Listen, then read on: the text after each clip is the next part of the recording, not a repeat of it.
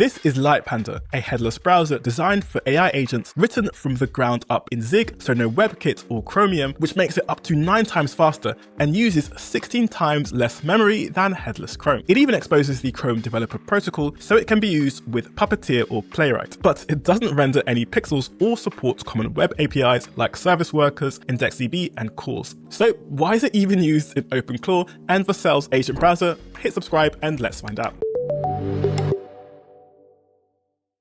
Lightpanda was released around 2024 by Pierre, Francis, and Kate, long before Claude Code was even a thing, and around the time ChatGPT started to get popular.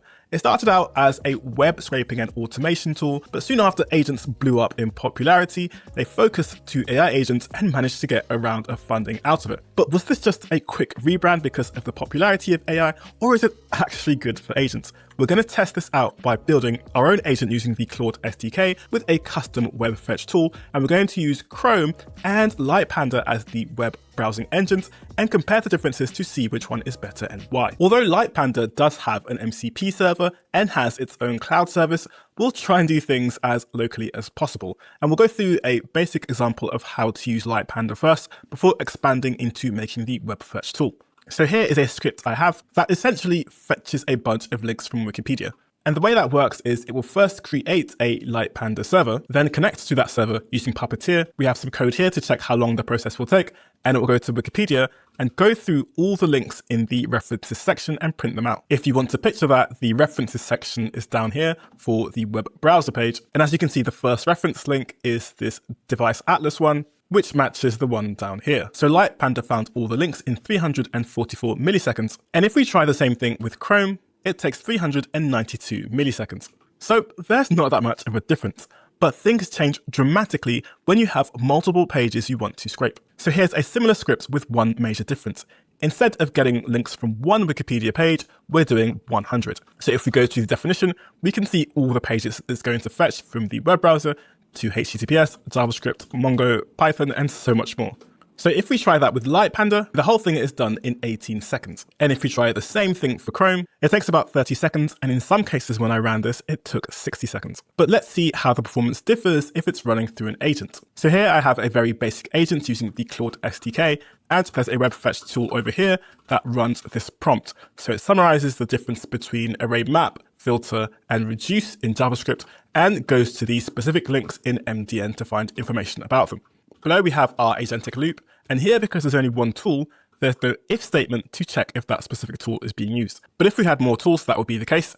And here is the web fetch function being used whenever there's a tool call. Now below that, we have some metrics and a function here to calculate the browser memory. This project is going to use Lightpanda and Chrome using the Chrome DevTools Protocol. So we're going to run it on a port, and Puppeteer will connect to that port before running the agent. We can start the server using Lightpanda serve, and then we can run our agent, which fetches the 3 URLs from MDN, gives the information to Claude, and here it gives us a response telling us the difference between map, filter, and reduce, as well as returning the metrics.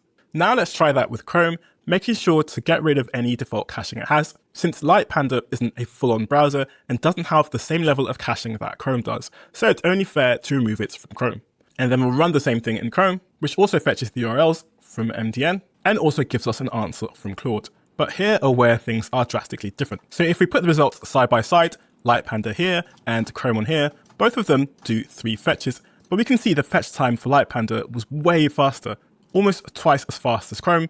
The wall time is the same, but look at here, the browser memory for Lightpanda is only 66 megabytes, whereas for Chrome, it's 829. So way more than 10 times Lightpanda. And also the agent memory is a bit smaller for Lightpanda, but the browser engine wouldn't really change this value too much. Honestly, you should never use Chrome ever again for headless browsing. I mean, why would you? Lightpanda is up to 21 times smaller than Chrome, is faster, and uses way less memory. But there is one scenario where you might want to use Chrome instead of Lightpanda. So if we change the prompt from the JavaScript question to fetch me 5 properties from Airbnb in Tokyo, running that with Chrome gives us the expected results. But if we try the same with Lightpanda, we see it isn't able to get the listings from Airbnb. And this is because Airbnb is a single page application, whereas Lightpanda does have a V8 engine to execute JavaScript. This is just for language level execution, so async await, closures, promises, and things like that. But for something more complex like this single page application for Airbnb, Lightpanda does struggle to render this and get all the relevant information. So apart from not being able to render SPAs correctly, which they might change in the future, I don't know, Lightpanda is a great tool or addition to add to a custom agent that needs to do any web search or any web fetching. And while we're on the topic of web browsing with an agent, if you've ever wanted Claude Code to control your actual running Chrome session safely, so with your logged in details and everything, then check out this video on remote debugging using the Chrome MCP server.